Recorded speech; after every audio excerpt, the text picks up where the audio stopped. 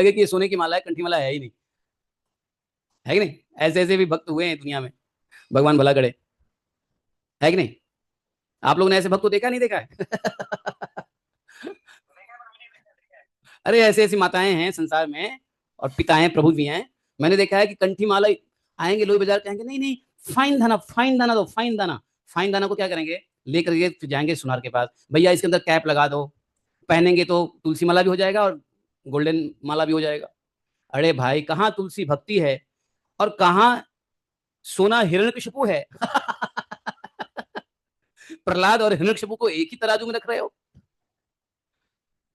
हे भगवान, पता नहीं दुनिया में ये सब चीज हमको ही देखने को मिलता है या आप लोग को मिलता भी है देखने को?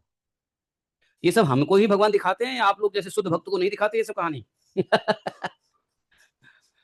है, कमल को भी दिखाते हैं। दामोदर देश, दामोदर देश को मत बदनाम करो, दामोदर देश को, किसी देश को मत बदनाम करो, लेकिन हाँ ऐसा होता है। तो कहने का मतलब क्या है, ये घोर तमोगुण है कि नहीं? तो बोले कि 100 वर्ष की आयु है, उसमें आधी आयु तो इंद्रिय तृप्ति में चली जाती है, बल्कि आधी से ज्यादा रुपए पैसे कमाने में देखो कितना जाता है, सोने में, अपनी खाने में पीने में, इंद्रिय तृप्ति में कितना समय जाता है।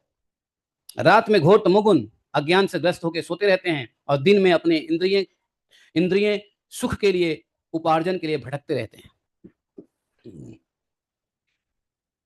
प्रहलाद महाराज जी अपने दैत्य बालकों को 7वें श्लोक में बता रहे हैं, मुग्धस्य बाल्ये कौमार क्रियतो याति विंशति जरया ग्रस्त देहस्य यात कल्पस्य विंशति। हर श्लोक में प्रभुपाद जी ने ऐसे ऐसे बुलेट, प्रभुपाद जी कहते हैं, मैं प्रभुपाद जी को बार बार याद कर लेता हूँ, हर श्लोक में प्रहलाद जी ऐसा बुलेट दे रहे हैं, है ना, उपदेश, कि एक एक श्लोक की माला पहन लो।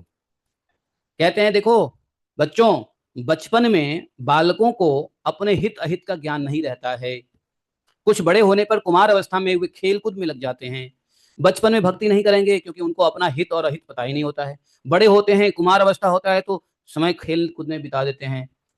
इस प्रकार 20 वर्ष तो पता ही नहीं चलता कब चला जाता है, मनुष्य का 20 वर्ष बेकार हो जाता है, भक्ति हो ही नहीं पाता, पता ही चलता है, खेल कूद में बीत जाता है। जब बुढ़ापा शरीर ग्रस लेता है, तब अंत के 20 वर्ष में कुछ करने धरने की शक्ति ही नहीं रह जाती। तो आजकल प्रहलाद महाराज बोल रहे हैं मनुष्य की आयु 100 वर्ष है, लेकिन आजकल 100 वर्ष नहीं है, आजकल तो मनुष्य की आयु 80 वर्ष समझ लो। आजकल मनुष्य की आयु कितनी है, 80 वर्ष है। तो 80 वर्ष में पहला 20 तो ऐसे ही खराब हो गया, लास्ट का